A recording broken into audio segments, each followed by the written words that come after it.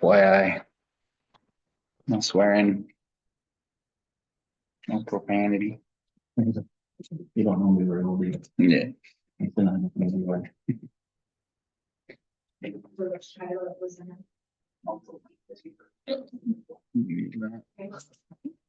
It's gonna copy you right here too. Right, it is getting nice. Just nice. So. We're in there. Mhm. I use, I will work these regulations.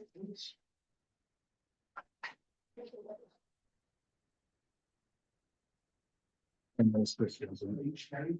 No, really. This one was the. There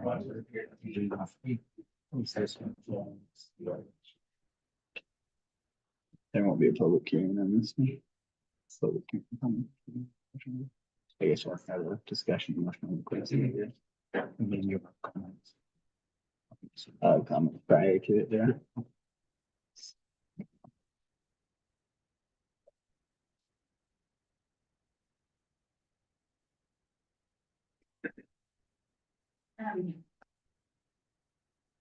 Brandon's gonna be late. Won't be here till 6:30. If you guys are okay with it, I figured I could go over the less significant stuff while Brandon's not here, the ADU oversized structure. And then that'll only take like 10-15 minutes. Then we could talk about Bryce Clark's, if you guys have any comments on his. And then when he gets here about 6:30, we'll probably end a little before that even, but then at 6:30, you guys could go into Smith's with Brandon here as well. Okay. That way he's here to help kind of navigate that one. I think the other two are easy. Well, because Yeah. Yeah. we're only discussing. Any of the details. This is just a work meeting. Yeah, you just can recommend it. Yeah, so but it's the second item on the action item, so the official meeting starts at 7. So go through that and then after that. That's.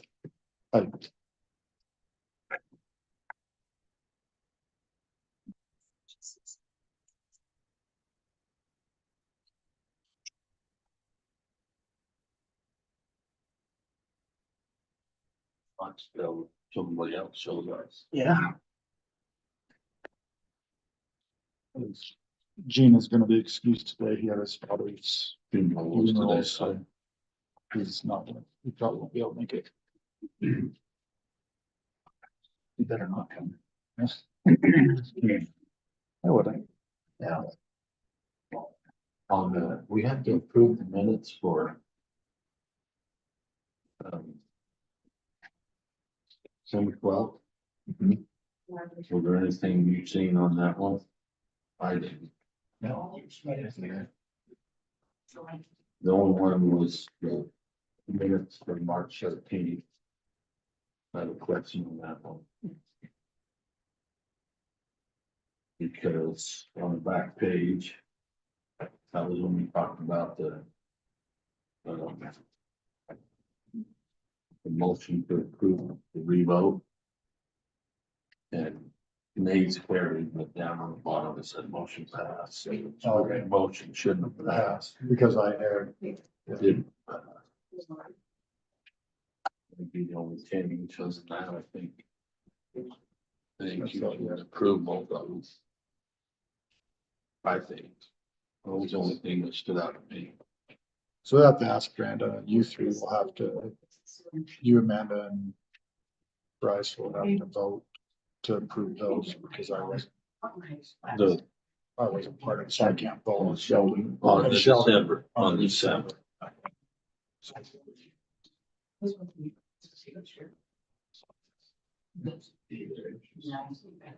And then with the change in the commission, I went back and forth with Brandon and on what qualifies as if we have 4 members of a quorum, is it 3 that passes? And he said it still has to be 4 out of the whole quorum when you're passing. So essentially, unanimous, we have only 4.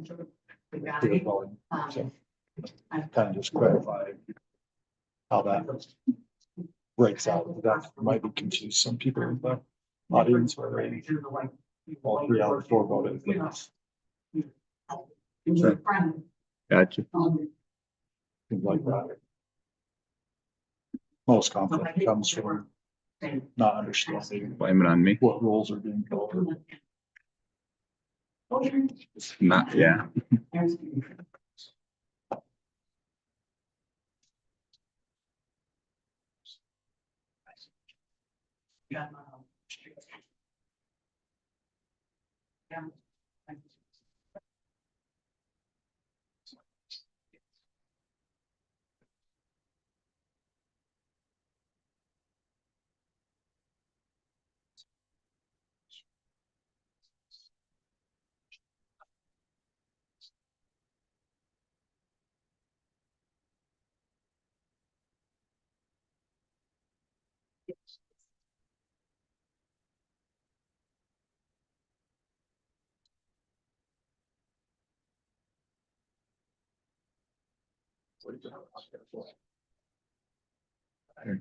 Yeah.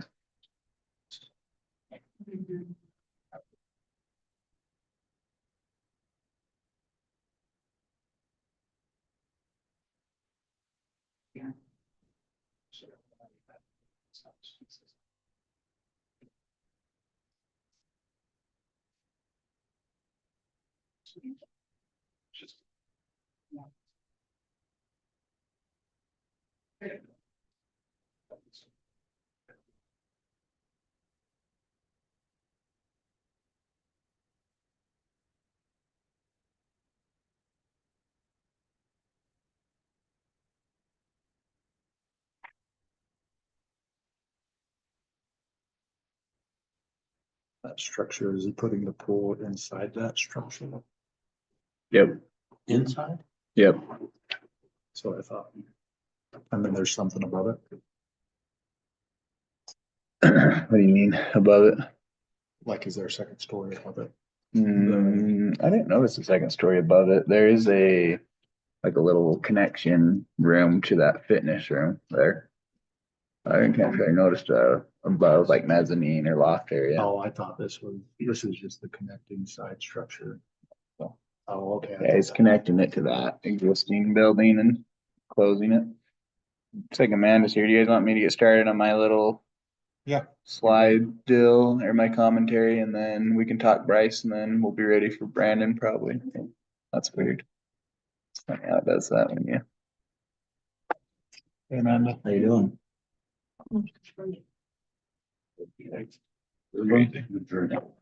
Make that a little bigger. Yeah, I think we can have. Taste. We're enjoying the warmer weather finally. I don't know why that's being so goofy, but I'm gonna have to deal with it. Okay, I just wanted to go over, I was just telling Jace, Brandon won't be till 6:30, so if you guys are okay with it, I'll run over a little staff commentary. We're trying to do these more often, just to try and keep things current and updated, and then you guys can, we can look at prices, and then then Brandon will be here, we can go through the Smiths, but since they hired me in August, Morgan, when I remember when she first brought me on, and Sherry's had a similar comment, and a few of the other staff, even Jared, have mentioned that a lot of what you guys do are oversized structures, right? Yeah. Seems like it. Yeah, and I just wanted to, and again, I'm not taking a side here, right? It doesn't really matter to me. If you guys want to keep seeing them all, you can. It's simply some data so that you guys can make a decision and maybe update things as needed if you guys determine. So in 2023, you guys had 14 oversized structures. They averaged 3,021 square feet. You had 5 oversized plus ADUs that averaged 3,200 square feet. In 2024, you had 12 oversized structures. So you're getting one a month at least plus your ADUs. So let's call it 1.5 a month probably that you're building here. But the size went down in 2024. I don't know why, but that's just what it was. Not significantly, but 2,500 square feet on oversized. And then your oversized plus ADUs, you had 4 and they were 2,124. People are honestly probably just building smaller ones because there's the affordability. Then 2025 to date, you've had 3 oversized and they've totaled, they're back closer to 2023 average of 3,000 square feet. So currently in our zone, we have our R 7.5 and R1, and there's, correct me if I'm wrong, 1,600 for R2, 1,800 for R 7.5, and 2,000 for R1. Those are your maxes. When I first looked into this, I wasn't overly persuaded one way or the other, but what really kind of helped me was I called some other cities, and there was kind of a unanimous one. I also got a hold of West Haven today. So Plain City, Far West, and West Haven all do it the same. They do 25% of rear yard. Plain City doesn't send anything ever to planning commission. It's always, if it's above 25% of rear yard, it's just a no. We can't do it. There's no oversized structure. There's no CUP. So it's as simple as that. Far West sends them to planning if they want to go over 25%, and then they send them to city council. So they recommendation approval type style. They say none of them ever don't get approved. So it's pretty similar to ours. There's not like a precedence for denying them really. West Point, theirs is different. I'm not sure they're a great sample city for us anymore. I'm not as familiar with West Point as you guys are living here, but they do a 1,500 max, and then they make you get a CUP. Okay. Lot size. That's the way they described it. Yeah. West Haven was the exact same as Plain City, 25% max of rear yard and no planning, and no CUP option. So just to get a little perspective, and this is kind of rough, and again, hopefully just educational for all of us, some data. An R1, it's like a typical R1 I pulled. Here's an R2, but I kind of ran a 25% of an R1 and a 25% of an R2. This isn't a current shop. This isn't representative of that, but an R1, 25%, and this would be multiple shops likely. That includes multiple shops for 25% if they can. Cumulative, yeah. They can't do more than 6,000 square feet of accessory structure in a rear yard. In an R2, they can do more than roughly 2,300 square feet of accessory structure in a rear yard. So again, I'm not overly passionate about it. If we want to keep filling them the exact same way, that's up to you guys. But I do think the data was a little bit telling that we, compared to other cities and especially compared to our character and profile, I think that we are seeing more than we need to see because we've limited the size a little too much. I think 2,000 is too small, just based off our averages. And I have all the exact, but I think if we were to make a change, and I don't know, the 25%, I would have to wrap my mind around that a little more, and I'm sure you guys would too, just to make sure I understood all the intricacies of what that would look like as we did it. But even if we bumped R3 upward, I think it would make it so you're not seeing as many, and not that that's the goal. I think you would just kind of put it to the point where you only saw the ones that were significant or could be problematic. I think the boilerplate commons could get handled here and probably reduce your guys' load by 30-40% or something. So those were some thoughts on that, but you guys wanna? So you go back to so R1, would be like a 6,000 square foot structure. R2 would be a 2,300 square foot structure. Yeah, based off those other three cities that they're 25%. And yeah, right now we'd be limiting someone to 2,000, which I know we don't actually in practice. I mean, when I went through, there's been some good, I mean, Bryce Clark's is a prime example, right? It'll be, I think it was 4,000 the first time, and this will put it at 5,700 when he adds this onto it. So I know we don't actually limit them at 2,000. I just think that by not increasing it, you guys are opting to fill more applications, which is fine. So you're saying they could go up to 6,000 without needing a commissioner's permit, and they can above that. they would- He's just saying, that's Well, what, Yeah, roughly. Yeah, that's kind of my depiction. Yeah, I like the idea of giving people a little bit more freedom with what they can do. Because to me, it makes sense. I think the council is going to be the one to decide if city limits, it's what the commission has jurisdiction over. I don't. But they never vote on, or, I guess they do. Right, No, the council doesn't, and they don't, do they? but they tell us, they But they designate would- what the planning commission. they would demonstrate what the allowed size. I suppose if you guys are interested, though, we could just draft a change, an ordinance change for size strictly, or make it a percentage, whatever we think made sense, and then we could take it to city council for approval or not. But if you guys are interested in that, I can put more work in it. If you're not, we can just leave it how it is, so. I don't feel like for our workload, I don't feel like that's been a problem. We have so many that it's bogging us down. Mhm. But I think for the citizens to not have to go through that process, it seems, What's the ordinance? Over 200? well, it depends on the zoning. Or the size of the lot. So normally 2,000, like in an R1, if it was over 2,000 square feet, they would have to get additional use permit. Would it change, would you guys change anything on the height requirement too? No. No, I'm comfortable. I haven't had, in the whole time I've been here, I've never had one have much issue with making it under 25 feet. It's pretty good, and that's generous compared to the other cities. I think anything over that, they should probably come in. They're getting pretty tall.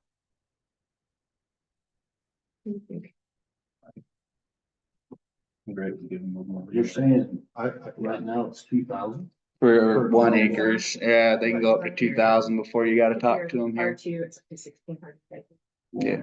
What's Bryce Clark in? He's in an R1, So why would he? Oh, he's on the acre, that's right. It's his is 1,700. cause he's tying it into an existing.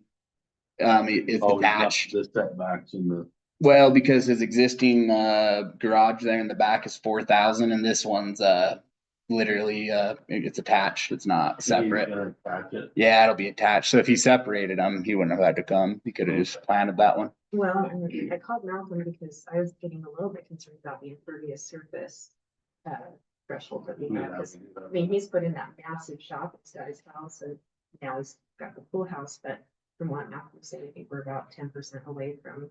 Yeah, we had our building inspector do a check and yeah, he put him, I could pull it up, but he put him at 55%. I would almost go to that impervious surface guideline and something more along the 20, like if it fits in with all the setbacks. Seems like a lot size is gonna limit you on the size of structure you're gonna be able to build.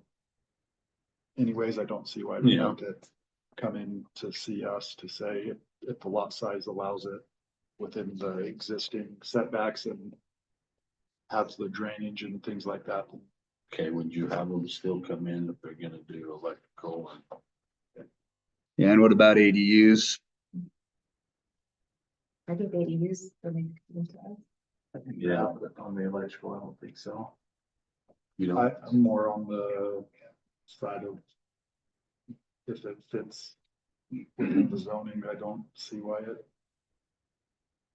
needs to come to the ADUs, like if it fits if it's less than their current house size, like it's still gonna, the ADU is still gonna be restricted by how much impervious surface, the setbacks of their lot, they're just not gonna be able to build a monster ADU on there. well, they can't go over 960 square feet on an ADU, but I think it's important to come in because that helps us to meet our affordable housing and I wanna have some.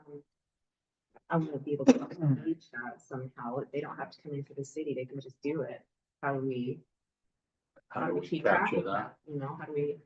well, that would be Morgan and Malcolm. No, they still are coming in, the data's, it's just not. Yeah, Plains, I can't remember West Plain, Plain City, they don't have the ADUs come in. It's all, no planning, but Far West, they're Do you guys pretty. feel like 900 is large enough? I feel like that's extremely small. We tried to, well, they tried to increase it, Rice Products wanted to increase if it was over an acre, like over an acre, maybe wanted 1,200 or something like that, and they went sale, they go for it. Just seems like there's enough regulation around that with the setbacks and the impervious, the drainage, like where that ADU has to be placed and things like that, that it restricts the size rather than us saying, oh, you have to 960. 960. Where would you put it? Would you put it up to 1,200? Yeah, I'd do something like. I would lean more to just letting the lot size dictate what that size of structure. Well, but And you- then the and- argument is if you let it go too big, now it's not technically an ADU, it's a, If it's still I don't small, know. still smaller than the existing dwelling. I think it could be a slippery slope. I get what you're saying. 'Cause I think the lot size.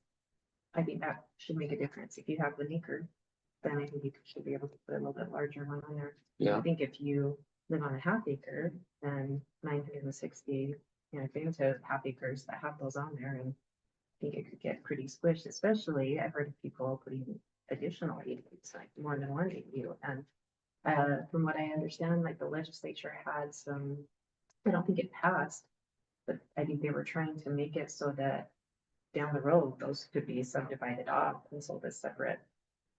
like Property. 2,000 square foot property. Yeah. So I don't know, sometimes you just, I don't know. I think it's I something. think that's down the road, but I think that's, You know, like, you can't be blind to that, but you just look at these other cities, you go into anywhere that's. Let's take Sunset, you have flag lots all over, and I bet they started out similar to us saying, what if we do a happy medium and say, I like the idea of the oversized structure going with the square footage. But an AD, we'll still do ADUs, but let's let the other one stuff just roll through the city Sure. and split the difference. For Yeah, now, the city, it let's seemed like keep your it guys', down. it seemed like your guys' general consensus was keep ADUs. The city will look at drafting something that enables larger structures, Yeah, to a reasonable extent. And anything beyond that'll come to you, but we'll try and get a good share of them just to get processed here. Then you can talk ADUs over again. So Yeah. let me ask the question, because maybe I just want to make sure I understand.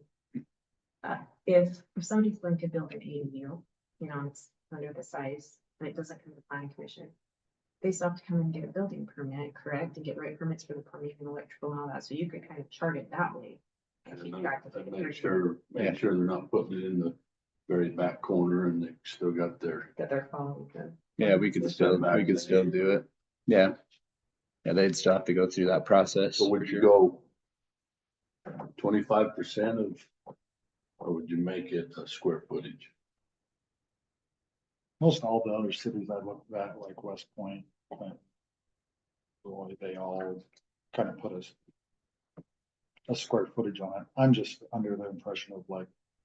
The property owner, the property should dictate what is allowed. And I think that could be based off of the others. Yeah, of the four cities I sampled, 3 of them had a 25% of rear yard. That was pretty much the common one. 25% of rear yard. For accessory structures. So you could have 2, you know what I mean? I think it's definitely something to think Yeah, about. I would like to look at this. Okay, I'll put some more thought together. Probably bug Jared a little and we'll get something put together that maybe is a little more enabling to the residents and then bring it back. You guys can fine tune it, then maybe we'll talk to city council about approving it. Okay. Well, go ahead. It's all yours now. That was all I had. That's it? That's it. That's all the words of wisdom? That's all I gotta do. Thanks, Tom. Yeah. As far as meetings, Amanda, did you have anything on the December 12th minutes that look, Yeah, that you would get? just a couple things. I don't know, do you need to? Sorry, Jamie, do we need to make a note on there that Commissioner Greener wasn't present for the first 2 votes? He came late to that meeting. So I just didn't know if we needed to note that. Sometimes we'll say if somebody wasn't there or if they attended by Zoom, but I know he came later, so I didn't know if we needed to just note that, because his name's not listed on it, but it shows that he was in attendance. This So, is the December one? yeah, this is from December 12th. And then, I don't know, this is just kind of a clerical thing, but everywhere in here that accessory dwelling is referenced, it says additional dwelling. And our code references them as accessory dwellings, so I don't know if we should update that. Page 5. Under item D, in the paragraph that starts with Commissioner, midway through, it says that low and the city council had a discussion regarding the reasoning that needs to be planning commission. Top of page 6, I think it's plat map, not plot, because it was the plat map he was referencing. And then it shows you voted against that, but I didn't hear you vote against it. And I went back and listened to the recording. Did you vote no on that? And I just missed it? Or do you remember? No, I voted to open it. So that would have been, That would have been nay. No. Okay, I couldn't hear it on the recording. no, and I think I clarified it. before Okay. that, so. Yes, okay. All right. So I must have missed that, sorry. I think I mumble a lot. that's okay. I can't hear very good, so I have to watch the captions on. Okay. So those were the only changes I saw on there, For the December 12th. for December 12th. And then I was telling these guys on the last month. You motion to approve the decision to revoke chair and vice chair. And it said motion passed. Well, the motion didn't pass because there was 4 Right. names. And that's the only thing I can see on the March 13th ones. Right? That's it. Yeah, you're right. I didn't catch that. So with those changes, everything looks okay. Yeah, as long as we state that. And then action items on the conditional use permit for the oversized structure. I didn't, Rises. yeah, I didn't see anything glaring at me. for My this. only concern was the impervious surface, and sounds like we're under that, so. At the staff level, we were good with the structure being the fence. We're all good with that. 'Cause it's Okay, enclosed. gotcha, yeah. We have a fence requirement. Oh, for a But- pool, right? Yeah, but this one's enclosed, has bay doors, but Do something those to, bay doors lock? something to talk with them about probably. I guess that's the. Cause yeah, on our fence requirement for pools, you have to have those latching ones that, you know, when you shut them, they just auto latch, so. Yeah, so what's to say he just leave the bay doors open now he's, you know what I mean? So is there not a fence currently around the property? Where it's at? Not that I know of, no. No. You have to either fence the pool or you gotta fence the entire property. But he, at least, like I said, we talked about it, staff level, we all are pretty comfortable with the enclosed pool working. But I where you- guess really if you're, I mean, I haven't. But if you're playing in the pool, your gates are gonna be open. No different than if he's in the pool, his bay doors are gonna be open, but once they leave, they'd have to be shut. Right? Yeah, Just like you would a fence. yeah, he's wanting the bay doors to shut them, you know, I think more often, you know, all the time, cause getting, Dusk. dust. Yeah, so I you, wouldn't I worry think, about the dust, I'd worry about the dang mosquito. We don't have this here. I was told they were mosquitoes, but I swear they're sparrows. I'm fine with the structure actually, but. Well, it says walled and fenced, right? So he's basically walling it. Right? basically, The fence shall be constructed within any individual for access in the pool area. All gates on said fences shall be self-closing and fitted with a self-latching device located on the exterior side of the gate. That's my question is if you've got these bay doors open, there's nothing latching, self-latching or anything like that. Well, and then we, And you hear stories on the news all the time, families, parties, and even when the whole family's there, you know, a 2-year-old falls in. If you've got, maybe he's opening it up because it's a warm day and he wants to let the warm air and everything in, but nobody's out there. There's nothing preventing some neighborhood kid or somebody, I mean, that could be an insurance liability is he, for him, but that brings up a question. And F says if it's in an enclosed building, accessory dwelling rules apply. that's kind of why we took that, you know, the way the ordinance is Do we written. know was- where, is he on sewer over here? I don't know, I'd have to look. I think so. Are you on sewer? Yeah. Are you on sewer? Am I? Yeah. So all of 55, so he's on sewer, so in his plan, does it show where his sewer lateral is compared to this building? 'Cause he's gotta be 3 feet away, right? I didn't see that, but Nate will enforce it. Okay. that's something we should maybe just make sure he's aware of tonight, so it doesn't come as a surprise. We can, yeah. Like saying we should take all and he's not aware of it. I would think. No, it doesn't. And he's only doing electrical, he's not doing, You don't have any plumbing listed. well, if he's got a swimming pool, how can he not have any plumbing? Right. That's my question with them. I mean, Unless he's doing plumbing is like bathrooms, flushing. Things like that. He definitely don't have plumbing for a pool, but Yeah. I don't know if he has sewer. He might in that other building you guys approved a year or two ago. I don't know what that one had in it. it's- I think that part of it was unfinished, but I can't remember. It was an unfinished oversized structure.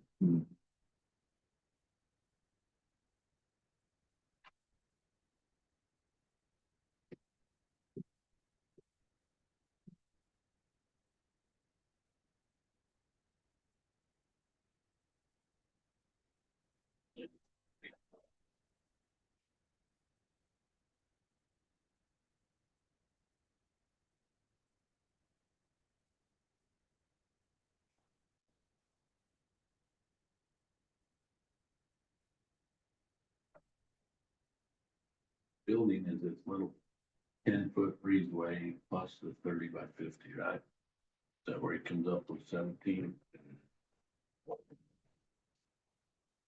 It's in the red, Yeah, this one, that's his current one he's this proposing. little, yeah, It's a little breezeway, yeah. yeah, he's adding that, that's where he gets That's- it, that's where he gets his 17. Yep. 100, You got it. because we say 50 by 30, 50. Okay.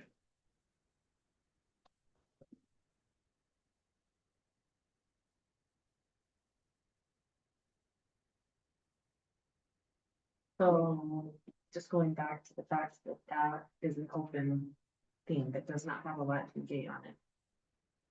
Are we okay with that? I am, because if it was mine, if I left the pool, I would be shutting the doors and I just. locking everybody out, you know, basically. I think it accomplishes this, whatever you guys think. I think that, I don't know, I'm thinking about my, when I have little kids. If I'm a neighbor and, you know, they're over there having a party and they go inside maybe to eat or take a break or whatever. My friend has a pool, we swim, they go inside, we're not out there in the pool all the time. I just don't know that he's gonna shut those, but I think there's a reason they said so. What do you see being more, the gates versus the closing the doors? Where do you think it's a bigger risk, I guess? Well, I mean, I think the self-latching gate, to me, it's kind of like, that's a safety thing where it just automatically, it closes and it latches on its own. But you gotta push it shut, right? Is that how we're understanding it? It's probably one of those. Self-latching, I don't know. I don't guess. think there'd be gates that could do that. I think they're talking about those gates that swing and I don't know, maybe you guys have your own opinion. I don't know. Anybody so. could open their gate and just like leave it that way if they propped it open or something. I just feel like maybe it's a little bit more work to put down those bay doors. I would just feel bad if a kid wanders over there and there's nothing keeping them from getting in there because people get distracted. I just want to make sure we're thinking about that. I don't want to keep them from doing it. I just want to make sure we're taking that into consideration. But I don't want that on my. I just don't want to do anything that wouldn't be safe. Is all I'm saying.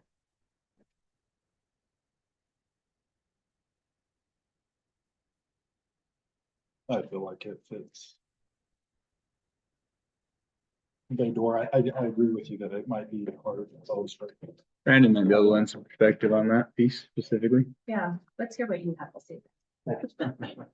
step right into it. Yeah, So we're talking about this Bryce Bart and the swimming pool that he has. The ordinance says all gates on said fences shall be self-closing and fitted with a self-latching device located on the interior side of the gate. His is located inside of a building, right? But he has these bay doors that are gonna be open. He can open them bay doors. Do you think we have anything to worry about as far as safety? I'll get some things should be stuff as he. Fitted with stuff, latch and device. Located on the interior side. Talks about it being walled or fenced. It is walled So his- technically. That building will have a pool inside of it, Okay. and those 2 bay doors he'll be able to open for air movement or whatever. Fence around that building. Like fence, because So the concern is when they're open, is it? Right, there's is no that- latching gate there. There's no latch. Yeah, there's not a fence around it. And there's no fence, if those things are open. Although when I talked with him, he did say there was plans to fence around a good portion of the home, which I know you can either fence, I think it said fence the pool or the home entirely, right? he said, so you could talk to him about his fencing plans long-term, but there wasn't a plan, you know what I mean? He's not gonna put a fence around this building, but he might fence his home some more, I don't know. But he kind of said he's gonna do some fencing, So I but mean, you could talk to them about the fence, like when it comes to businesses, swimming pool common or the entire property in which it is located shall be well fenced to a minimum height of 6 feet. So I suppose if he has it fenced, it doesn't much matter, this thing's open if it's fenced. Trying to say, okay. yeah, if he fences Old Dingy's great, but I don't know if his plans are to do But that. can we say, okay, we're gonna approve this with the condition that you put a fence around your property or what, like what? But when you say fence his whole property, so he's gonna fence the frontage of 5,500 and have a locking gate for his driveway? No, Well, and I think it's. but I think as long as he's fenced around his Just the pool, pool, yeah, as long as he fences his yeah. backyard around the pool and, yeah, he fenced it in to like you can't get in. Yeah, I don't He think could it do matters. that. I mean, I've seen others do that. They don't have, my neighbor does that. He just gets fence around the pool. Yeah, so. so I think obviously what it's getting at is we wanna make sure that the owner of any property, which is this one, can secure the pool, not have somebody come in unless they really try to come in. Yeah, I mean, Right. So obviously if you fence around the thing.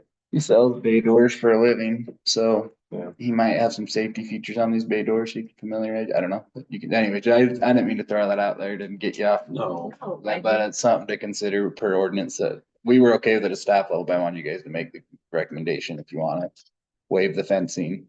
Because it's enclosed or not, so just simmer on it and then you can talk with him about it and make a decision.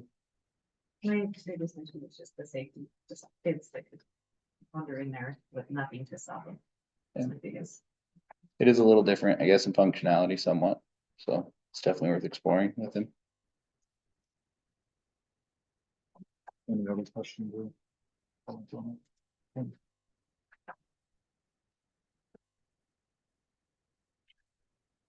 All right, on to the rezone request for Terra Strata LLC. We requested you to send your question over to Malcolm. Did you have any of those answered? That you could pull up? Sure.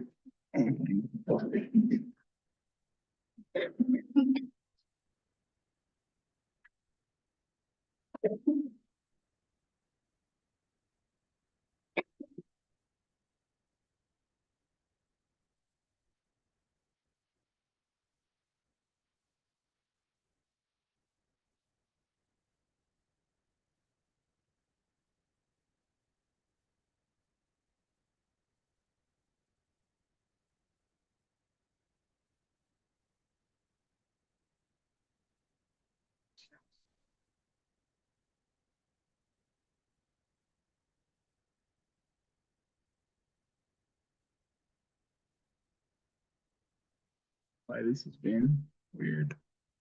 Oh, I like to scale. Amanda, maybe I'll just summarize them for you guys, just for the sake of, to talk about other items too, but these were some questions she sent and got some response on, so. Basically, I just, can I summarize this? Sure. The cost of the sewer lift station, the estimate from JD was 2.32 million. So I wanted to find out if the full amount of the lift station was included in the CRE numbers that were presented. Because when the developer came in back in August, I had asked him, are you going to contribute to the cost of this lift station? He said, absolutely, everybody that looks into it will contribute. The way this CRA and this analysis was done was with the CRA covering the whole 3 million, up to 3 million. They said 2.3 to 3 million of that lift station. So that was one of the questions that I had. And I'm just, some of these things I was kind of confused because the cost estimates that they had were what the full-time and part-time employees were going to be paid. I think it was like an average of $24-25 an hour or something like that. When I looked up, that just seemed really high to me, so I wasn't sure how they came up with that. The other thing is, of the 117 homes going in there, they estimated that there would maybe be around 15 students that would come from that. My sister alone has 8 kids and she lives in my subdivision, and I just thought that was not necessarily a realistic amount to think of how many students are going to come from this and, the amount that's going to be driving on our roads, if you think 2 people living per unit at least, or if they do have students that are driving or kids. I also was curious, on page 15, they reference the financial statements of Hooper City that they looked at to kind of come up with this. I was just curious what financial statements they used and what the multiple line item expenses were. Especially because I think, in listening to some of the budget meetings lately, there has been some questions on if those numbers are actually accurate. So I just want to make sure that they're looking off of actual data, like that the data that they're pulling is correct in order to speculate what the cost of some of these things as far as public works and stuff like that's going to be. And then page 32 talks about if we did a CRA, the breakdown on that, 10% of it shows that it goes to housing. I think he kind of addressed it, that they're required to use that for affordable housing. But he also said in there it may be possible that the 10% could be used to support the sewer lift station project if we can demonstrate that the improvement supports affordable housing. So I wasn't quite sure how that worked. And I still am confused on that last, the tables that were on page 37. I don't know how to summarize that because I didn't quite understand clearly what the response was on that, but I don't know if I'm doing a good job summarizing it or not. You might want to just read it for yourself, but.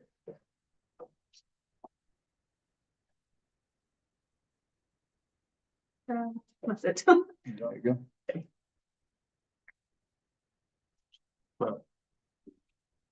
I have The other- one thing I think the CRA is a good question of like, well, definitely a portion of that benefit is gonna go towards the CRA. And I guess with our meeting about the PID, and felt like a PID would be a much better route than this CRA proposed portion because it removes the liability from the city having any. Sorry. But aren't we only discussing the rezone request? We're not discussing CRAs, we're not discussing PIDs, we're not discussing. I think it's There's only- comprehensive. Yeah, well, I think there's I think this is just to open it to say, send it to city council and let's have the developer work with city council on what makes this project work for the city.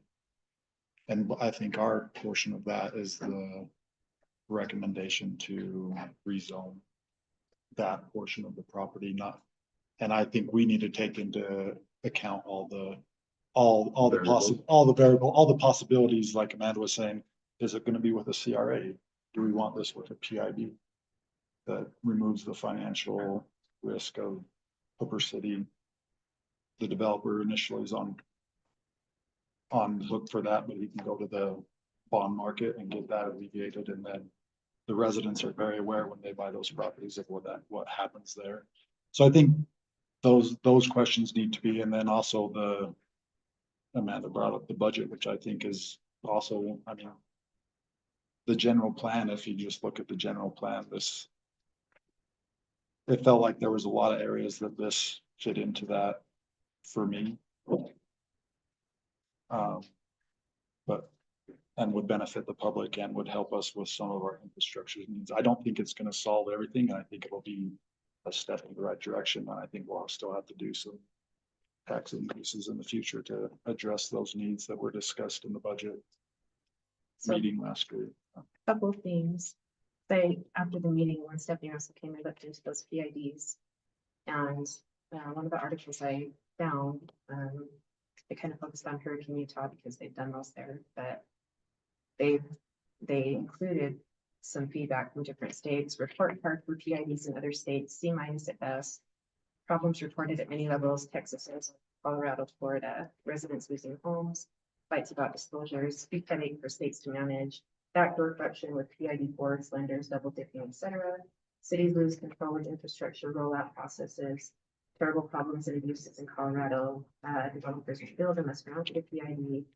And it goes on, there's a whole list of concerns that these cities that have implemented these have. So I think if we look at that, we need to make sure that we understand exactly what that entails before we would move in that direction. And I can forward this to you if you want. Yeah, and I think a lot of those can be addressed with the document that you draft between the developer and the actual city council, which would be the developer working with the city council and whoever is our expert in that area, because I'm not an expert in the PIDs. I understand I'm not either. That's what they, but I do think it's a tool that we need to explore to fund some of our infrastructure needs, that otherwise you're just gonna have a lift station up there that never gets built, and people aren't able to do anything with that land until that happens. So regardless of that. So I think I think we have to explore those options. I think we owe that to the people, those property owners to help them have the I opportunity. guess if you were to create a PID, you could put in, and there's a county in Texas. The application fee just to apply for PID is $100,000. And that's supposed to take care of all the city staff's time to monitor it over the life of the bond. So I guess you can put those rules in place as you create a PID, right? Yeah, I think that there's a variety of options. It would have to be looked into. I don't think you would want to rush into it without fully researching it, but I think having an option on the table to get into how you might want to do it. So I think, before we even move into that, like, there's some concerns I have. I mentioned to Malcolm earlier today, but so, and I'm hoping you can help on this. We don't have an application to open the general plan, to amend the general plan, and I mean, that's what this is. We would have to amend the general plan in order to do this, because our future land use map doesn't support what's being requested. So just like we did for Tordalis, we would need to have that same type of application, and there's noticing requirements that go along with that. Are we gonna be in trouble because, or do we need to do something differently? Because this was just submitted as a rezone, and we can't do it as a rezone. I think for me, I think, yes, so, I mean, that's what it was submitted as, it's what it's on the agenda, right, reason. So I think a couple of options, I mean. One is looking at the overall thing in general and just saying, okay. We recommend the following, right, related to this project. If it's gonna happen, we would recommend. There would have to be a general plan component, there would have to be this or that. And just kind of making an overall recommendation related to it. So can we not, I mean, if the commission decided we wanted to do the approval of this, would we just have to put the stipulation that we would have to come up with an Yeah, application? so. Yeah, I think what you could do, for example, if you were going to recommend an approval, right, you could say, look, it would. We looked at the whole thing in general, recommend an approval contingent upon any and all requirements being met. If we got to open a general plan, you have to come and do that, follow the process, whatever. But at least that recommendation then gets up to the council, they can make a final decision. At least the applicant knows then, okay, what am I gotta do? And if they have to go and come back and look, they definitely great, whatever. But at least there's an overall recommendation made. I also think, Amanda, just briefly, and I don't want to interject too much. It does seem like I understand, and staff isn't trying to claim this was done, early in July, and you guys hired me later. And it's not that I would have routed it out either, but we went this route, the zoning ordinance amendments. Our ordinance seems to allow you to go through the rezone, and then if the proposed zoning differs from the future land use map, the planning commission shall make a recommendation to city council. It still kind of allows you guys to make your recommendation, I think. But the recommendation includes, just as Brandon described, whether or not open the general plan, and then we could address that with the city council. And then one last comment, again, I don't want to overstep, this is your deals, but I like Blake's comment a lot, and I think there's some merit to considering that as you guys think through it. I don't know if we'll be able to tackle the CRA and the all, and however you guys want to handle it, but I think that that's something we will need to tackle. But I think that the developer's probably going to want to see some assurance of, we're open to these zonings, right, or something like that, and then from there we could move forward with some mutual understanding that this zone will work, and then we could tackle some of those bigger items before they got there. Yeah, I would have to see. Before they got the. Even willing to explore a PID, maybe he's not, or a CRA option if we go that route, or, I mean, the future, from the general plan, the future land, the PUD that he's proposing limits it to 6. I think 6 houses per acre, or six lots per acre. on that, but that's like a seventh. We would just have, I'd need answers from him that he's able to, willing to meet that. That 7,000 square foot or whatever per acre lot size on that PUD portion. I would also like to see just match the budding properties. Acres for acres, like the third acres up to there and the half acres. I think he has half matching up to half, but then he has quarter acres matching up to third acres. I'd just like to see it similar around that. in order to approve what he submitted, we would have to have ordinance changes. Because he's asked for an R4 zone. And if you go to 10(2)(b)(1). Item E. High density residential zone, R4 zones created by this paragraph will be allowed only if the property owned by one owner. As of August 15th, 2013, directly abuts or adjoins property zone as R4 as of August 15th, 2013.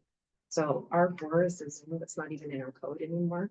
If we wanted to approve that, it would go against what this ordinance says. So we would have to, there would have to be an ordinance change, or maybe he mentioned in the last meeting, he would be open to maybe doing third acre lots instead. So that's something that I think we need to address. Yeah, R3 seem to still be in play in our ordinances.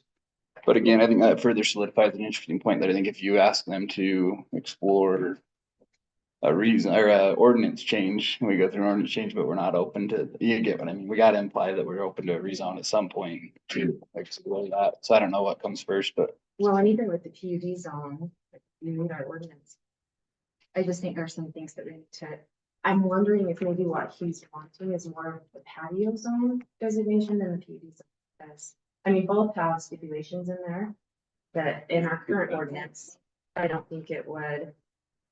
Let me read you the one on the PUD, since that's what he applied for.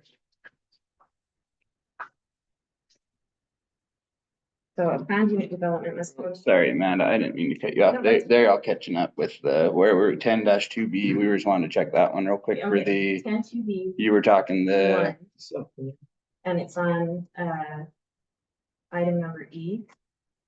High density R4. this guy here. Next one down. Yeah, DC one number 2, that's what I was reading. Thanks. You're Just want to make No, sure you're good. they got eyes on it. Okay, so then if you wanna go, or I'll let you. Right there, R4 zones created by this paragraph only allow if the one owner as of 2013 directly abuts adjoining property that is zoned R4. So then if you want to bring, and I know we're short on time, we can talk about the meetings, but 10-2F-2.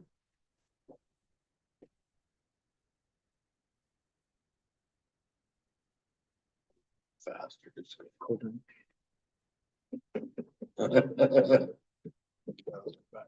He's over here. He's in 10-5.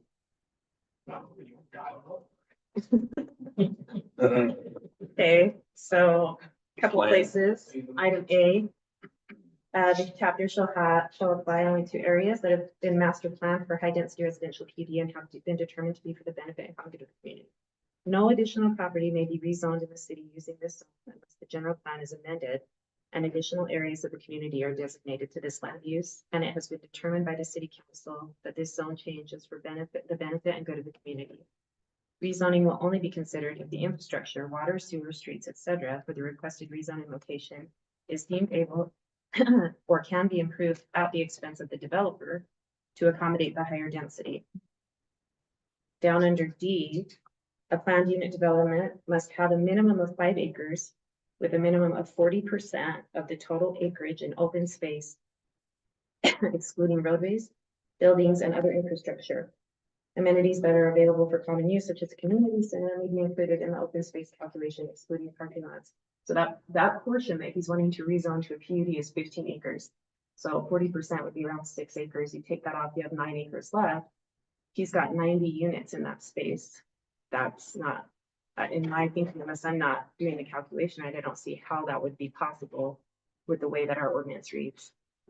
The patio designation has a similar statement in there. It's almost identical, but it does give the possibility for an increased bonus density if they hit certain markers like moderate income housing, trails, and endowment fund. You have to check off 4 of them in order to get the bonus density. But that could be something that, you know, we could look at. I like the idea, if they're open to it, of doing like a 55+ community where they would get some higher density. We would be able to provide homes for our senior citizens that need 1-level living, and they would be in walking distance to a store and a bank and different things like that. That way we're getting something out of it that I feel like could be beneficial to the community. Where's the patio one? It's 10 Right here. dash, let's see, 10QE 1. And it specifically outlines in here, One. 10QE1. Oh. That a reason this zone exists is to allow a developer to more closely tailor a development project to a specific user group such as retired persons. So I think I would like to hear if he's open to something like that. Such as retired persons, though, so not all only, but Scroll down. Go down, it's under A, item A.